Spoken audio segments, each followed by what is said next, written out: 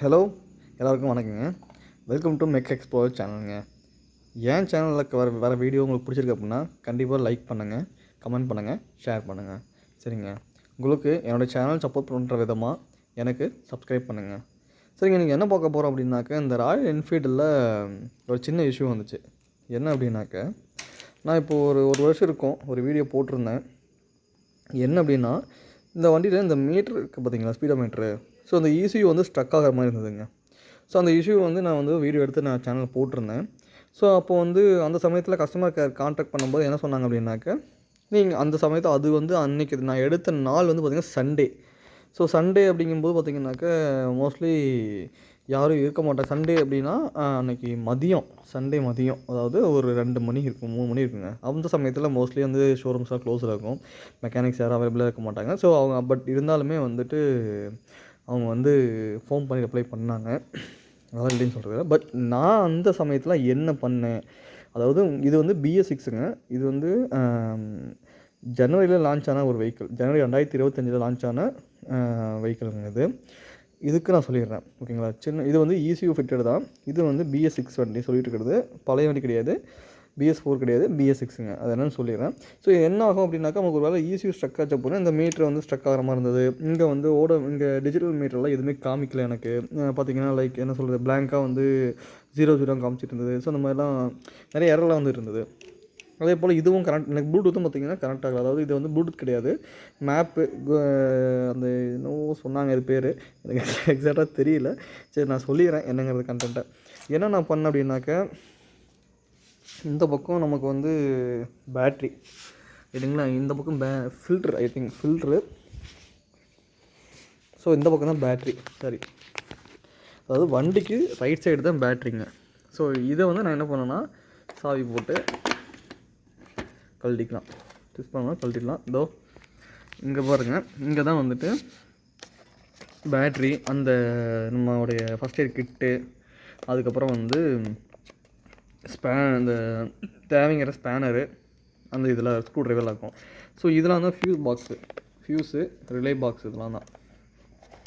So நான் என்ன பண்ணேன் அப்படின்னா, இதில் இருக்கிற இந்த பேட்ரி டெர்மினல் இருக்குது பார்த்தீங்களா, இந்த டெர்மினலை ஒன்ஸ் வந்து கழட்டி எடுத்து நான் வந்து ஒரு மெக்கானிக் அப்படிங்கிறனால என்ன பண்ணோம்னா, BS6 கமர்ஷியல் வெஹிக்கிள் என்ன பண்ணுவோம், இன்கேஸ் ஏதாவது எரர் காமிக்குது, அந்த மாதிரி ஏதாவது வந்துட்டு டெக்னிக்கல் அதாவது இந்த சென்சார்ஸ் எரர் வருது அப்படின்னாக்க, இந்த மாதிரி எரர் வருது அப்படின்னாக்க, டெக்னிக்கலாக எரர் வருது அப்படின்னாக்க, இது நம்ம என்ன பண்ணுவோம்னா, பேட்டரியோட நெகட்டிவ் டெர்மினல் இதுதாங்க பேட்ரி. நல்லா பார்த்துங்க, வண்டிக்கு ரைட் சைடில் இருக்கும். வண்டிக்கு ரைட் சைடில் இருக்கிற பேட்ரி தான். ஸோ அப்போ அந்த பேட்டரியோட நெகட்டிவ் டெர்மினல் கழட்டி எடுத்துகிட்டு ஒரு 10 மினிட்ஸ் விட்டோம்னா ECU என்ன ஆகும்னா ரீசெட் ஆகும்னு சொல்லுவாங்க. ஸோ அப்போ அந்த ECU ரீசெட் ஆகியதுக்கப்புறம் வந்து பார்த்தோம்னாக்க நமக்கு என்ன ஆகும்னா, கொஞ்சம் வந்து ECU ரீசெட் ஆகிடுச்சுன்னா ஆட்டோமேட்டிக்காக அந்த சென்சார்ஸ்லாம் வந்து ரீசெட் ஆயிருங்க.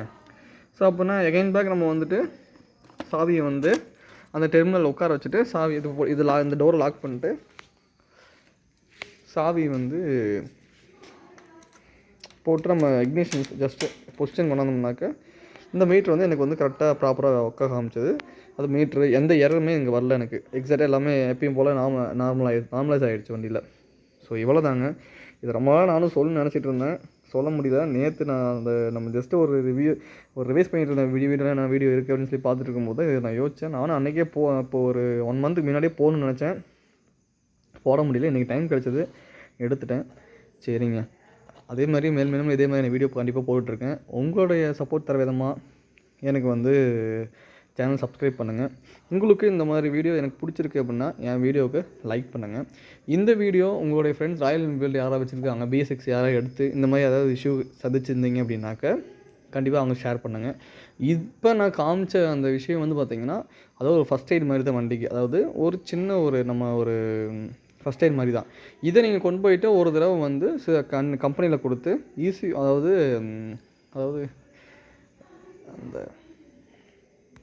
ECU ஸ்கேனிங் டூல் போட்டு ஸ்கேன் பண்ணி எரர் ஏதாவது இருந்ததுன்னா கிளியர் பண்ணிக்கோங்க. சரிங்களா. இது BS4 வெஹிக்கிள் கிடையாது, BS6 வெஹிக்கிளுக்கான ஒரு சின்ன ஒரு பதிவு தாங்க. சரிங்க, நம்ம இதே மாதிரி அடுத்தடுத்த வீடியோவை என் சேனலில் பார்க்கலாங்க.